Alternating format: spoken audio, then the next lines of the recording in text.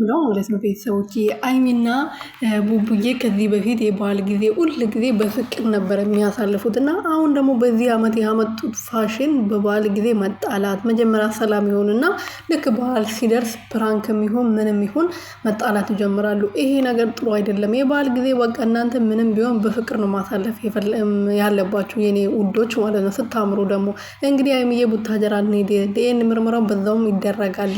ስለዚህ አብራሽ መሆን አለብን ከጎኔ መቆም አለብሽ ብሎ ቢለምናትም አይሚዬ እምቢ ብላ ነበርና ዛሬ ደግሞ ወደድኩሽ ይለኛል አፈቅርኩሽ ይለኛል እኔ ምን አገባኝ ብትንበጎበግ እያለች እንግዲህ ለቡቡዬ ዘፍናለታለች ማለት ነው። መኪና ውስጥ ነው ያለችው ማለት ነው። ወደ ቡታጀራ እየሄደች ነው እርግጠኛ ነኝ ማለት ነው።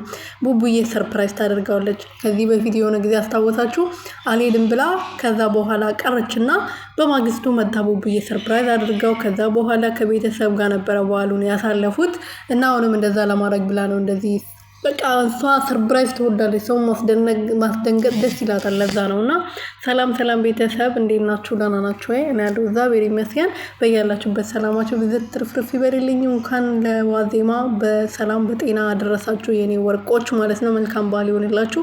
እንዳይደብራችሁ የመዳም ቅመሞችዬ ማለት ነው።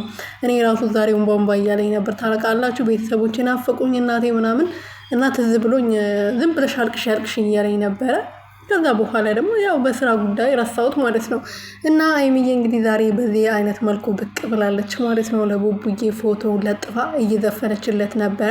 ያው ጥሏ ስለሄደ ተናዳ ይመስለኛል፣ ግን አትቀርም ሄዳ ሰርፕራይዝ ታደርገዋለች ልጅቷ ይሰርፕራይዝ እና በዛውም እንግዲህ ቡታጀራ ላይ አብርሽንም መክራው ዘክራው ወደ ትዳሩ እንዲመለስ ወደ ልጆቹ ሁለተኛ ልጅም ሊወለድለት ነው እንግዲህ ያው እንደምታውቁት ሁለተኛ አክስት ልትሆን ነው ማለት ነው አይሚዬ። ስለዚህ በዛው መክራ ዘክራ ወደ ትዳሩ እንዲመለስ ብታደርገው እና እኛ በጣም ደስ ይለናል። አረቱ ቢገናኙ ምናምን ለነገሩ እነሱ ባል አከብሩም።